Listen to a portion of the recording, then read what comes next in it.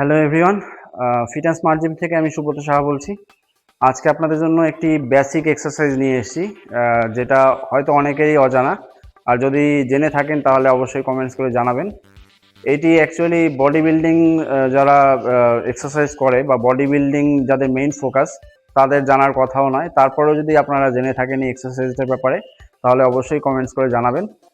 আজকে আমি যে এক্সারসাইজটার ব্যাপারে কথা বলতে এসেছি এটার নাম হচ্ছে পাইক কম্প্রেশন। কিভাবে এটা করতে হয় আমি প্রথমে সেইটা আপনাদের সাথে শেয়ার করছি, তারপরে এটার বেনিফিটগুলো নিয়ে অবশ্যই কথা বলবো।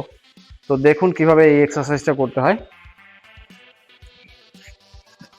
ফার্স্ট আপনি নর্মালি গ্রাউন্ডে বসে যাবেন, পা স্ট্রেট রাখবেন, তারপর চেষ্টা করবেন হাতটাকে যতটা পসিবল হয়, বিগিনার যেহেতু আপনি, সেই ক্ষেত্রে প্রথমে একটু দূরেই রাখবেন।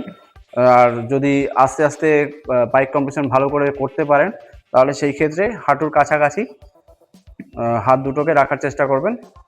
তারপর যেটা করবেন, কোরটাকে কন্ট্রোল করা হচ্ছে আমাদের মেইন কাজ। এখানে কোরটাকে কম্প্রেস করতে হবে, আর তার সাথে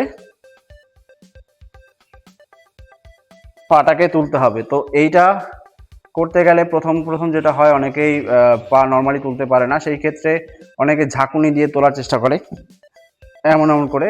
সেটা কিন্তু করা যাবে না। এই এক্সারসাইজটা করলে কি কি বেনিফিট হয় সেটা অবশ্যই আপনাদের সাথে শেয়ার করছি। তার আগে ভালো করে দেখুন এই এক্সারসাইজটা কি করে পারফর্ম করতে হয়। যতটা পারবেন হাঁটুর কাছাকাছি হাতটা রেখে বডিটাকে সামান্য একটু বেন্ড করে নেবেন। তারপরে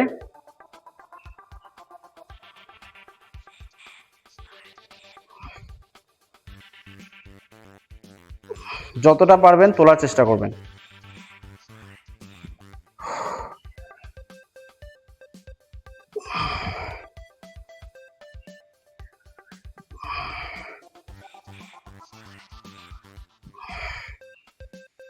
এবার বলে দিই, এই এক্সারসাইজটা আপনি যখন পারফর্ম করবেন তখন চেষ্টা করবেন মিনিমাম 10টা করে 3 সেট করার।